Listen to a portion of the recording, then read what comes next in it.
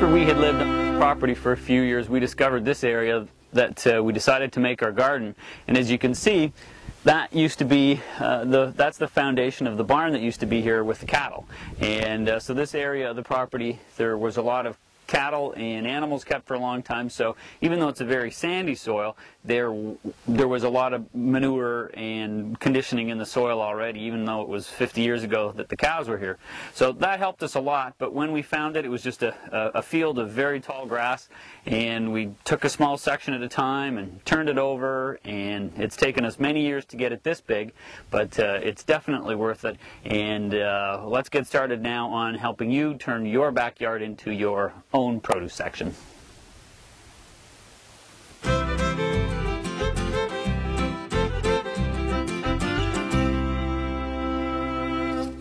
Plants like eggplants and tomatoes and peppers take a long time to grow, and you want to get a real jump start. So those are the types of plants that you want to be planting early. So I'll generally take a couple of seeds, 1 or 2, maybe 3, and get that many in each one of the cells.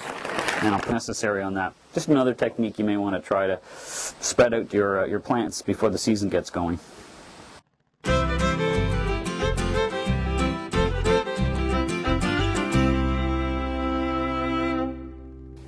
So in terms of conditioning your soil, I'm going to show you a number of different techniques. I'm going to show you rototilling. I'm going to show you adding some commercial preparations like manure, liming, and some green manures. And I'm also going to show you how to take your garden from a backyard lawn and turn it into a lush garden like this. So let's get started.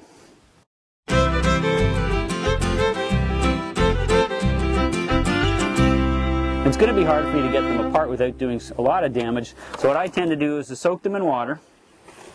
And that allows me to get a lot of the soil off and let them come apart easier. I'm going to lose some of the roots, but this way I'm going to minimize the amount of damage I get. So,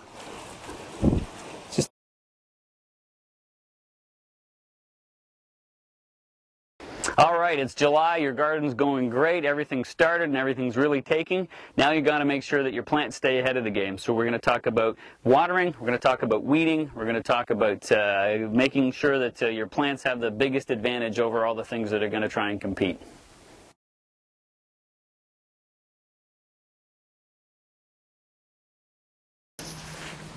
So as diligent as you've been in trying to stay on top of the Colorado potato beetles, inevitably some of those eggs will hatch and you'll end up with the larger ones on your plants. And they're easy to see, they're easy to spot because they're bright orange against the green, but they can do serious damage, and the more the green they take off, that's less energy that the plant has to put to its roots.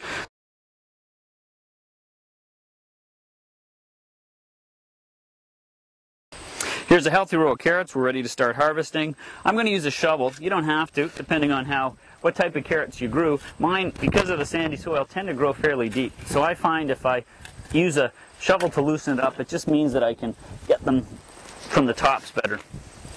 There's a nice clump of carrots.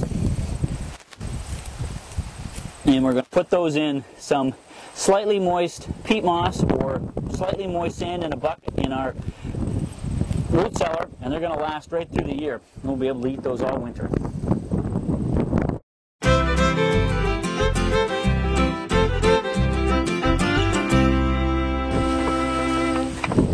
So it's fall and the harvest is in and you're ready to start putting stuff up for the winter. Things like broccoli and beans and tomatoes, you're going to want to can or freeze. Those aren't going to store in your root cellar, and you probably have started canning for a while.